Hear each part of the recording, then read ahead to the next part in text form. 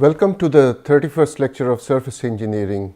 We have discussed various processes. We are now actually considering various types of coating processes possible. We have done with mostly with the interstitial elements, and now we are going to go into a different types of coating which are branded as diffusion coating. But before we go into the coating processes and the mechanism and the motivations, I first would like to pose or say a few words as to why diffusion coating is so important for one of the most elegant engineering machine that we can think of. So, if you look at this view graph, what you are seeing here is an engineering view of jet turbine engine. So, this is the compressor part through which you suck in air, and perpendicularly you feed in fuel, and then at the specific combustion chamber the air and fuel they are mixed and led to combustion, and that creates the thrust, and this is happening at the high temperature zone, basically the combustion zone. And these materials, while in the compressor part is made up of, these blades are made up of titanium alloys, because the temperature expected is less than 500 degrees centigrade, somewhere around 350-400 degrees centigrade. Whereas in the combustion zone, we expect easily the much higher temperature, say to the tune of 1050 degrees centigrade. Now, at such high temperature, in order to maintain the integrity and life and reliability of the component, this is a very major task, primarily because of the high temperature and also very aggressive environment because of the presence of oxygen and other oxidizing elements. So, it is probably not an exaggeration to say that the turbine engine is really one of the biggest engineering marvels, and in particular the materials that make up this compressor part, and in particular the combustion zone, the turbine blades, they truly represent one of the biggest triumphs of materials engineering, for one single reason. The turbine blades are made up of usually by nickel based superalloys. So, this red colored region represents the nickel based superalloys, which contains easily about 8 to 10 elements of very different melting temperature, density, thermophysical properties like specific heat and so on, vapor pressure, and also including some of the interstitial elements. To have all those 8 to 10 elements into a single solution and retain them through a process of solidification, which leads to not only a usual polycrystalline aggregate, but actually a single crystal, is enormously difficult. Yet these blades, which actually make up the turbine part of the blades for the turbine at the combustion zone, they are made from single crystal nickel based superalloys. Now, protection of these alloys at that high temperature and high oxidizing condition is a major issue. So, in all these major engineering progresses, we actually have to realize that none of these materials that we use are a monolith. So, they actually, first of all, they are multi-component systems, and then there are interfaces. So, we actually need to combine, say, titanium with nickel, or as we move from one region to another, the kind of materials that we use change from place to place. So, the outer shell can be made of aluminum. Some other load bearing components which are not exposed to high temperature can be made of composites. We do use steel quite a large extent, but as I said, the compressor part is made up of titanium alloys, and the combustion zone, the turbines are made from nickel based superalloys. So, multiple types of alloys and materials. So we need, since we have multiple types of materials, we have interfaces, and they need to be compatible with each other. So the materials that we use, they must offer the right kind of properties, and as a result of which we can ensure the life of the component, the reliability, the performance, the efficiency, and the overall success. So for any hardware, whether it's a turbine engine or a machine at room temperature or a tiny little component sensing some gases, in all those hardwares, ultimately we must realize that it's the material which holds the key for the success, because the kind of functionality that we want to derive will depend upon whether the material, the inherent material, is able to perform to the extent desired. In this particular case, while we are discussing high temperature protection of metallic components, we first should realize that as we expose metals to high temperature, they have a natural tendency of converting into oxides, because that's how they are stabler in terms of the Gibbs energy. So when we reduce and win metal from those oxides and yet expose them to high temperature, all these metals will have a natural tendency of going back into the more stabler form, which is primarily the oxides.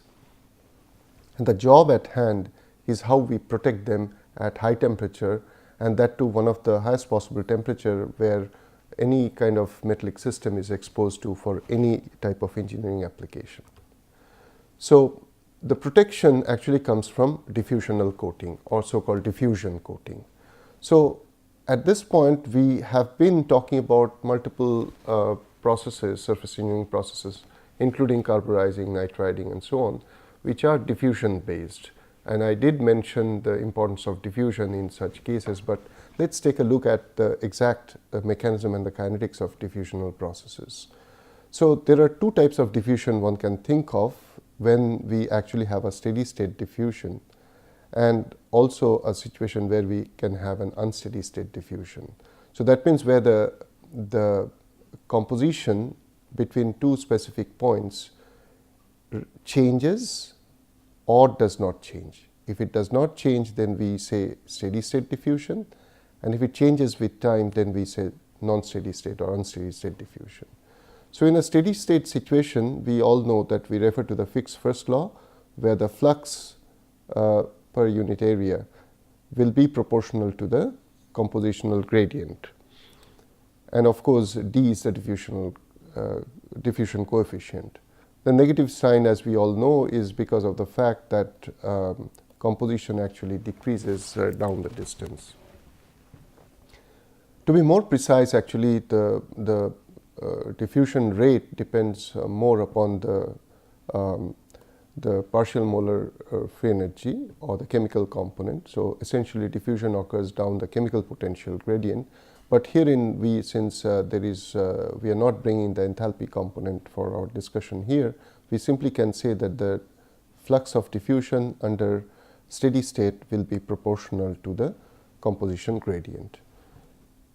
In the non-steady state, where we have applied a finite quantity of diffusant, then over a period of time, the diffusant or the diffusing atom will, the amount of it available for diffusion will reduce. And as it reduces, then obviously the chemical potential gradient or the compositional gradient also changes. So that is what is known as unsteady state. So typically, if the steady state is maintained, then we have we see that over a distance the composition remains along the line CD, but as the composition changes with distance, that's the typical non-steady state, or with time, that's the situation when we have so initially, if this is the kind of profile we have in the solid, then after a period of time when everything, the solute atoms have mixed well in the system and have come to a steady state, then we will end up in a situation where the composition will be governed by this line CD. But in the beginning, when we have a definite gradient, that is enough of a reason for diffusion to occur. So as we say that Fick's first law governs the diffusion under steady state, the Fick's second law governs the diffusion kinetics for the non-steady state situation. So here we are bringing the time component. So compositional change as a function of time actually through this mathematical exercise can be expressed in the following form, where dc dt, the change in composition with time, will be proportional to the second derivative of composition with distance. So d2c dx2, and obviously d is the diffusional coefficient. So under very specific boundary conditions, we can find an error function solution for the composition profile as a function of distance x and time t, small t, and this is how we actually can find out what is the concentration at a given distance or at a given time at a particular distance. So these kind of solutions are actually very important for us to determine what will be the depth of diffusion, what is the profile of diffusion, and so on and so forth. So while talking about diffusion, we must not forget that we are talking about essentially two types of possibilities. One is where the species is so small that it doesn't need to displace any existing lattice atom and create a vacancy. So there are interstitial holes available, and the species being so small, they can find their way through and go and sit into those interstitial positions. But this cartoon actually shows much bigger than what in usual situation we see as the possible size of the void available for interstitial atom accommodation. In other words, all I am trying to say is that interstitial atom invariably will be bigger than the interstitial hole diameter that is available. So as a result, each atom that diffuses into an interstitial position will create a stress field around, and as a result the solubility will be restricted. But the important point here is that these elements, carbon, nitrogen, boron, or for that matter even hydrogen and oxygen, they all are much smaller than the usual lattice atoms or diameter of a lattice atom in a metallic system. So they can find themselves easy to get accommodated in the interstitial positions, and that's what we call as interstitial diffusion. On the other hand, when we talk of other atoms like aluminum, silicon, chromium, manganese, zinc, or all kinds of other rest of the elements, they size wise will be comparable to the size of the atoms in the lattice, sitting in the lattice. So then you require the other kinds of mechanism, which is called vacancy exchange mechanism. So if you have a vacant spot here, this position was lying vacant for whatever reasons, the atom which is supposed to be here probably managed to go into the surface, or probably moved out to another place and left behind a vacancy. So in such a situation, it is easier for a species which is coming from outside, either from the vapor phase or the liquid phase or even solid state, it actually finds a position here, and from here when it wants to go to the next position, instead of directly going here, it will always try to go and exchange with a vacant position. So if this is a vacant position and this is an atom, what we see usually is a tendency of exchange. So when the atom hops to a vacant position, it occupies the vacant position and then substitutes a vacancy, and in the process creates a vacancy here. So this is applicable to all the atoms which are size-wise comparable to the existing lattice atoms. And for such elements, when we talk of diffusional process, we have to realize the corresponding activation barrier, which is typically in a typical reaction coordinate, we'll say that this is the so-called activation barrier, and this barrier is usually higher for say aluminum than say copper. Why so? Because for substitutional diffusion, you first have to create a vacancy. So you spend energy in creating a vacancy either by the same process or must have been done earlier. So you budget that energy component also into it, so that the amount of energy required to create a vacancy is a part of vacancy based diffusional mechanisms or so-called exchange mechanism. So the activation barrier in the process is higher. So the Q for substitutional diffusion will be higher than the Q or the activation energy for interstitial diffusion. And as a result, we all are aware that substitutional diffusion coefficient will be smaller than the diffusion coefficient for interstitial atom diffusion at comparable conditions of temperature. So keeping this in mind, we also should realize that when we are talking about interstitial diffusion, then exact quantity or the concentration is important but not so important. But when we talk of substitutional atoms, then we divide them into categories like empirical diffusion, where the amount of diffusion is very small, or chemical diffusion, where the amount of diffusion is larger. So there are different other categories of diffusion. So this background was necessary for us to relate well to the process of diffusion coating. Now, coating is essentially creation of an extraneous layer on top of an existing solid. So this is an addition based surface engineering.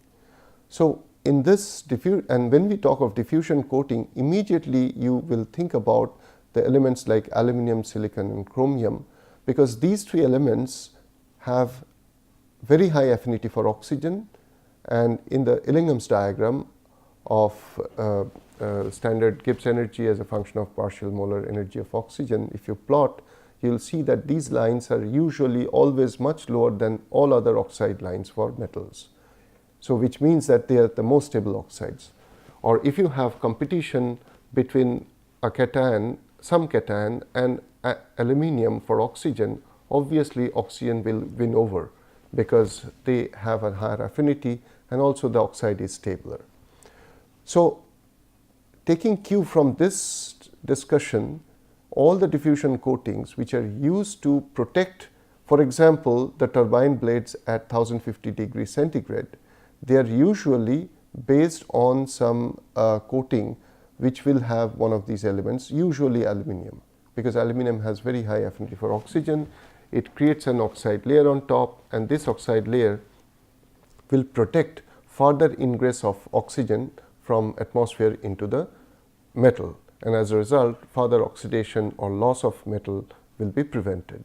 So this is the way we protect against high temperature, and high temperature oxidation primarily, which is a single electrode process, or can be corrosion also possible at high temperature. So aluminum coatings can be applied as an alloy, for example aluminum silicon eutectic alloy, for various wear resistant can be for wear resistant applications as well. But usually these aluminum silicon eutectic alloys are applied when wear resistance is an intention or objective. But coatings on steel for high temperature also are based on aluminum, for example the automobile exhaust. Obviously here we are talking about a few hundred degrees centigrade, certainly not very high temperature. Now we also, so diffusion coating essentially is a process of development of a coating which is based on species diffusion from surface into the interior. Conversion coating is a process which also is widely used for protection of metallic substrates in corrosive or oxidative or even tribological situations. But these are called conversion coatings because there is a chemical reaction that takes place at the surface which converts the surface from metallic into a complex oxide or some other complex intermetallic form. We also can think of thermal coatings, which are essentially coatings applied at high temperature. The very process of coating is by exposing the entire substrate to high temperature, so that elements like carbon or nitrogen can diffuse in, and it can be through a pack process or can be through a process which actually doesn't need any diffusion at all, but with the existing amount of carbon you can apply certain phase transition and bring in a new phase onto the surface which can provide you high resistance against wear, for example flame spraying or induction hardening. We can have also metallic coatings. For example, we can use either by electrochemical process, which typically we call electroplating, or we can do it through electroless coating, where we actually convert an oxide and allow certain elements to be diffused to the surface. So processes are very similar sounding, but not exactly the same.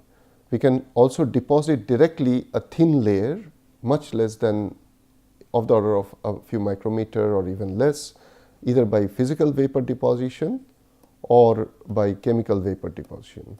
In physical vapor deposition, the composition of the target which is deposited onto the surface is the same as the coating that you develop. On the other hand, in chemical vapor deposition, you actually have a situation where the species actually could be multiple, and there could be reaction occurring in the vapor state, and then a reaction layer is deposited, or the species can diffuse to the surface, and at the surface can lead to certain chemical reaction.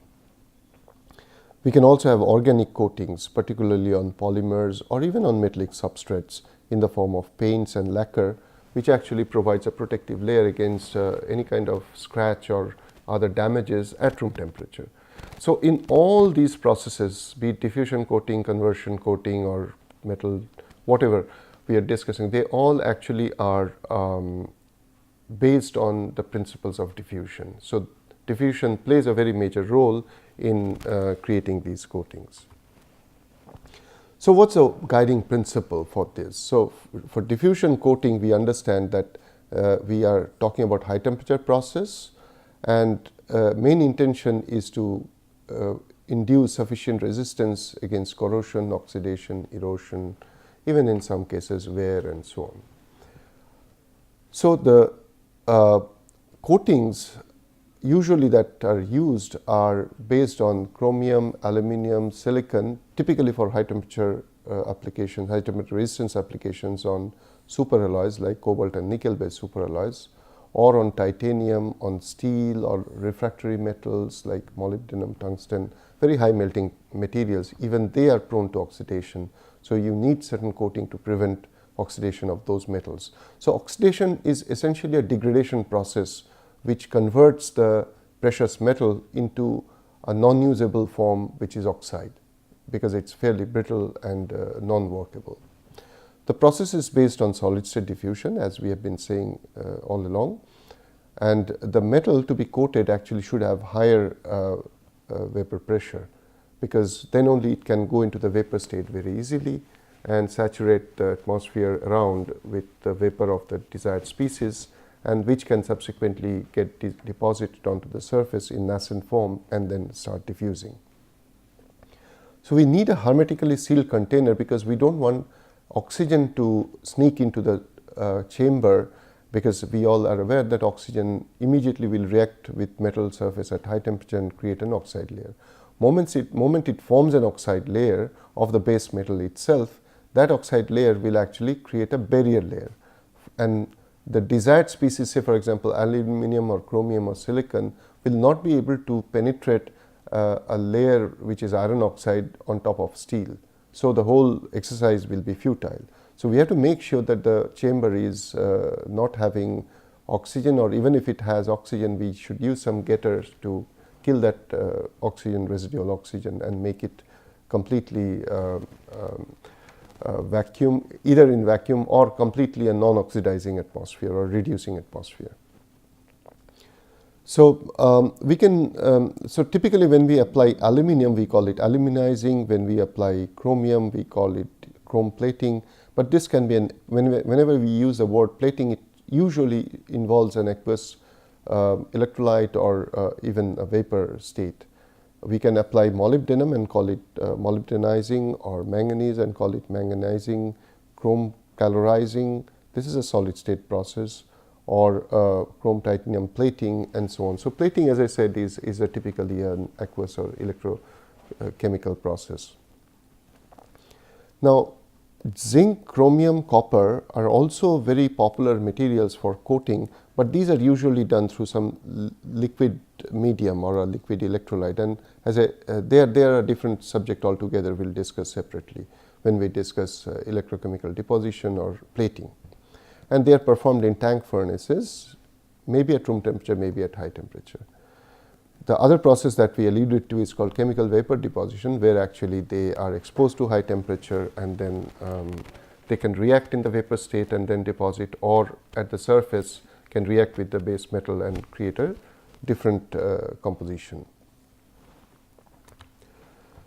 Now, just for comparison, I thought we should also refer to the competitive and comparable diffusional processes. So, if you have a substrate, say for example, it can be a low carbon steel, alloy steel, tool steel or stainless steel, various forms of steels with their own set of utilities, very important with very important applications, possible applications.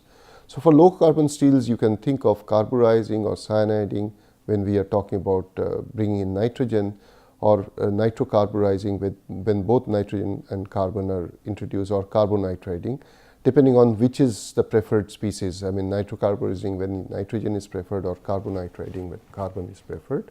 So, in one case we form carbonitrides or compounds, basically complex interstitial compounds, and in some cases like here we can also have martensite along with those interstitial compounds.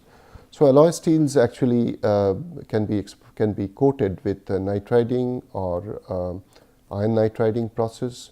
Tool steels which carry elements like titanium or chromium or vanadium, which have very high affinity for carbide formation.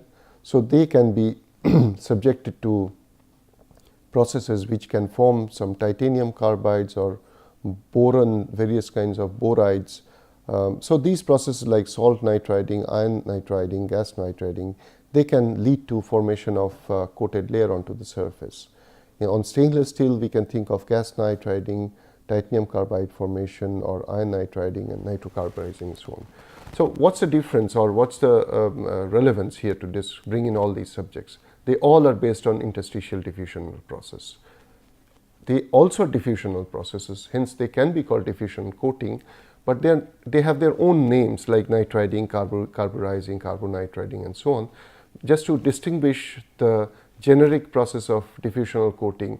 So, whenever one talks about diffusion coating, typically we are talking about chromium, aluminum and silicon, which have very high affinity for oxygen, and the process will be through substitutional diffusion, and the application usually is high temperature protection. Whereas these things actually, all these processes can be not necessary, actually not for high temperature protection, but for room temperature or slightly elevated temperature, resistance to wear and other tribological purpose. So, the processes would require exposure to high temperature. We use a muffle furnace, a closed chamber, which with certain which can, and then the material to be coated is usually covered with powdered metal. We do it either in vacuum, that means very low pressure, ultra low pressure, or reasonably low pressure condition. So, the mechanism or the approach will require that we create the vapor species of these elements on iron, nickel or molybdenum or titanium based substrates. We cover them. We can do it either through contact mode, that means pack processes where we pack it with powder, or non-contact mode, which is gaseous. So, gas percolates all over. There will be reactions occurring which subsequently allows the desired species to go to the vapor state, and then there will be decomposition of that vapor and then deposition of the nascent form of atoms of the desired species. So, typically this is the process used for very many systems, but there are also processes where we can have we may need to use tank furnaces. So, we expose to high temperature and have a liquid bath in which the metal is to be dipped or immersed. So, the thickness of the diffusion layer that we talk about can be several millimeters, can be fairly thick, but usually it is in the order of few tens, at the most few hundred micrometers, less than a millimeter, because these diffusional coatings usually create not a very diffused interface. For example, when you compare them with carburizing or nitriding, in case of carbon or nitrogen, so if this is the depth and this is the concentration, then we, in case of carbon and nitrogen, we expect a diffusion profile like this. In case of silicon, aluminum, so this is typically you expect in case of carbon and nitrogen. In case of silicon, aluminum or these kind of substitutional species, this profile is diffusive, but then there is a certain drop. So we do see a sharp interface between the coating and the substrate. So this is the substrate. And this kind of a sharp interface actually creates certain stresses at the surface. So if you actually make a very thick coating on a substrate, then this stress that we generate, residual stress that we generate at the coating substrate interface is fairly large, and this stress can be much larger than the yield stress or the tensile stress of the material, and as a result the coating may fall off, so which we don't want. So we generally don't go for very thick coating, typically less than a millimeter, at the most a few millimeters, but if needed you can make several millimeters. So pack cementation is a typical way in which, so what you do is you want, for example, aluminum to go to the surface, so you pack aluminum with sodium fluoride, and at the reaction temperature they form aluminum fluoride, because aluminum has higher affinity to fluorine than sodium. So this aluminum fluoride is in the vapor state, but when it reaches the substrate surface it tends to decompose and deposit aluminum. But this aluminum is in the nascent state, and when it releases fluorine from aluminum fluoride, this fluorine goes back into the atmosphere, then again acts with unreacted aluminum and forms again aluminum fluoride. So this is how the fluorine is used up in cyclic way. But since this is maintained at some evacuated condition, or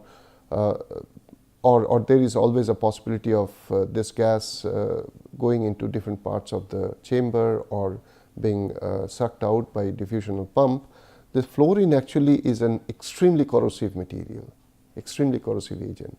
So wherever it goes, all the pump bearings or the pipings and so on, they tend to get corroded. So this process has to be done with certain amount of precaution. But the main process is to deposit aluminum in the nascent form, and then aluminum diffuses. So typically temperatures we are talking about could be 700 to 1100 degrees centigrade. And this would be the kind of a zone that which actually produces such kind of coatings. So these are examples of small engineering components which actually can be subjected to such pack cementation process. But if you are thinking of a very large pipe for carrying gas or any reactive material or petroleum or something, then the coating has to be done through a spray process like what you are seeing here. So it's time to recapitulate. So what all we have discussed, the whole process here is based on diffusion. So we discussed the